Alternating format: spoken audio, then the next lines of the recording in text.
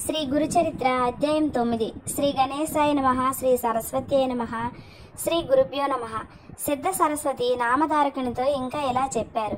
శ్రీపాదుల రూపంలో అవతరించిన దత్తాత్రేయ స్వామి సాక్షాత్తు భగవంతుడు, సకల తీర్థ స్వరూపుడు. అయినా కూడా సాధకులకు సన్మార్గం చూపటానికి ప్రతిరోజు 3 కాలాలలోనూ కృష్ణానదికి వెళ్ళి స్నానము, అర్ఘ్యము మొదలైన విధులన్నీ నిర్వర్తించుకొని మఠానికి తిరిగి వస్తుండేవారు.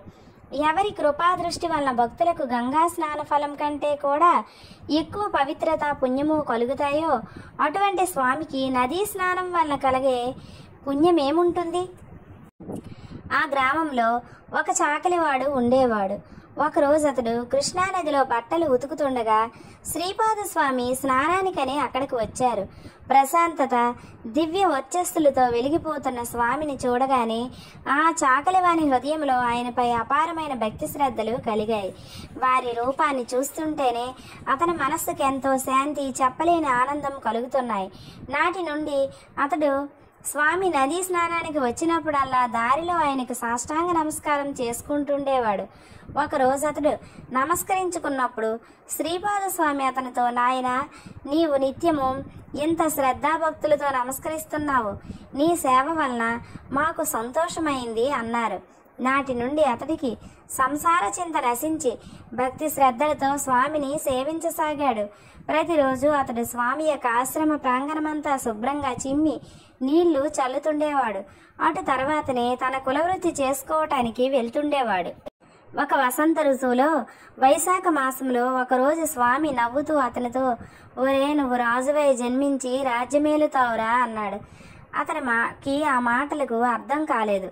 తర్వాత ఒకరోజు అతడు గుడ్డలు తుక్కోవడానికి నది వద్దకు వెళ్ళినప్పుడు అక్కడ సుందర యువతీ జనంతో కలిసి విహారార్థమై నదికి వచ్చిన ఒక యువరాజును, అతని వెంట వైభవంగా తరలి వచ్చిన పరివారాన్ని చూశాడు.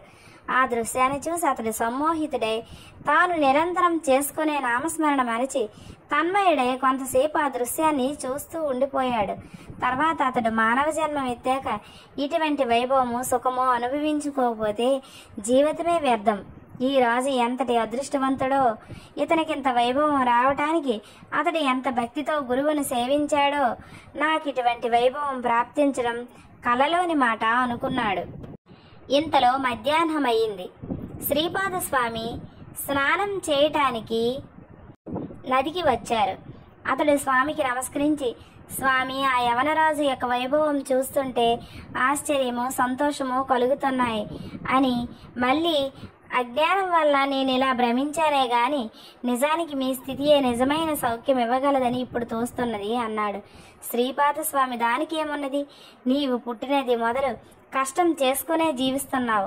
అందువల్ల అతన్ని చూడగానే నీకు రాజభోగాలపై ప్రీతి కలగడంలో ఆశ్చర్యమేమీ లేదు. నాయనా, నీవు రాజు కావాలని మనస్ఫూర్తిగా కోరుకున్నావు కదా, నిస్సంకోచంగా చెప్పు అన్నారు. చాకలి వెంటనే స్వామికి నమస్కరించి, స్వామి, నా అజ్ఞానం మన్నించి నన్ను అనుగ్రహించు అని వేడుకున్నాడు. స్వామి, నాయన, మనస్సులో బలంగా కలిగిన సంకల్పం నెరవేరవలసిందే, లేకుంటే ఇలాంటి వాసనలు మిగిలి ఉన్నంత వరకు మళ్ళీ మళ్ళీ జన్మిస్తుండవలసిందే. నీకు ఆ రాజ్య సుఖాలు ఈ జన్మలోనే కావాలా లేక మరో జన్మలో కావాలా? సంకోచించకుండా చెప్పు అన్నారు. అప్పుడు అతడు సిగ్గుతో తల వంచుకొని, ఇప్పుడు నేను ముసలివాడనయ్యాను. ఈ జన్మలో అంతటి సుఖం లభించినా తృప్తిగా అనుభవించలేను. కనుక నాకవి మరో జన్మలో లభిస్తే వాటిని ఆ జన్మాంతం అనుభవించగలుగుతాను అన్నాడు. అప్పుడు స్వామి, నాయన, ఇలాంటి కోరికలు తమో గుణం వల్ల కలుగుతాయి. అవి కలిగాక ఇంద్రియాలను, మనస్సును తృప్తిపరచుకోవాలి. లేకుంటే మనస్సు నిర్మలమవక ఎన్నో జన్మలకు కారణమవుతుంది. నీలో రాజ్యకాంక్ష, సుఖ లాలస బలీయంగా ఉన్నాయి. కనుక నీవు మరో జన్మలో మృదుర దేశములో యవన రాజు వంశంలో జన్మిస్తావు అన్నారు.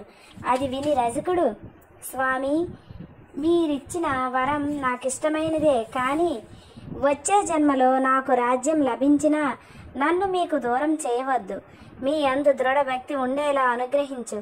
అప్పుడు నాకు మతద్వేషం ఉండకూడదు అని వేడుకొన్నాడు. శ్రీపాద స్వామి, ఇప్పుడు నీ వెట్టి వైభవం చూసావు, అట్టిదే మరుజన్మలో పొందుతావు. అప్పుడు మేము అవతరించవలసిన అవసరం వస్తుంది. అప్పుడు మేము నృసింహ సరస్వతి అనే సన్యాసి రూపంలో ఉంటాం. వృద్ధాప్యములో నీకు మా దర్శనం అవుతుంది. తక్షణమే నీకు జ్ఞానోదయం అవుతుంది. భయం లేదు. ఇక నీవు వెళ్ళి రావచ్చు అని ఆశీర్వదించి ఒక వింతైన నవ్వుతో అతని వైపు చూశారు. ఆ రజకుడు అక్కడికక్కడే కింద పడి మరణించాడు. శ్రీపాదులు ఇలాంటి లీలలెన్నో చేసి భక్తులను అనుగ్రహిస్తూ ఇంకంతకాలం కురుపురంలోనే ఉన్నారు. ఆయన నివాసం వలన ఆ కురుపురం ఎంతో ప్రసిద్ధికెక్కింది. ఒకప్పుడు ఆయన, నేనింతకు ముందు అంబికకు జీవితాంతము శివపూజ చేస్తే మరుజన్మలో నా వంటి పుత్రుడు కలుగుతాడని ఆశీర్వదించాను. నాతో సమానుడు మరొకడు లేడు కనుక నేనే ఆమె గర్భవాసాన్ని అవతరించి నా మాట నిలబెట్టుకోవాలి అని తలిచారు.